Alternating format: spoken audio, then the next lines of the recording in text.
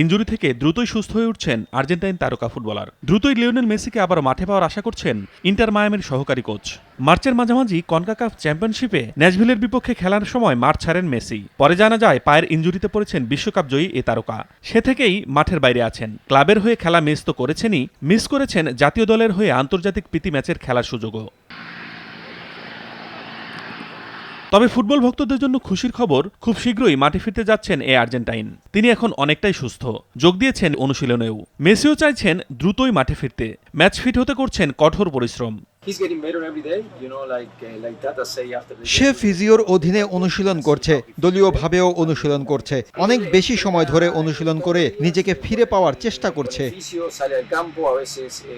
ভক্তদের মতো ক্লাবটির সহকারী কোচ হাবিয়ের মোরালেসেরও তর সইছে না মেসির মাঠে ফেরার। 10 মিনিটের জন্য হলেও মায়ামির পরবর্তী ম্যাচে খেলবে এমনটি আশা করেন তিনি। সত্যি বলতে আমরা দেখব সে কেমন ফিল করছে। যদি সে ভালো ফিল করে তাহলে কোচ তাকে অবশ্যই খেলাবে, সেটা 45 মিনিটের জন্য হোক কিংবা 15 মিনিটের জন্য, এমনকি 10 মিনিটের জন্য হলেও।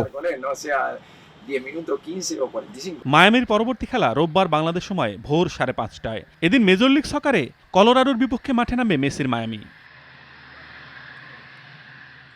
আতিকুল ইসলাম শাকিল, RTV।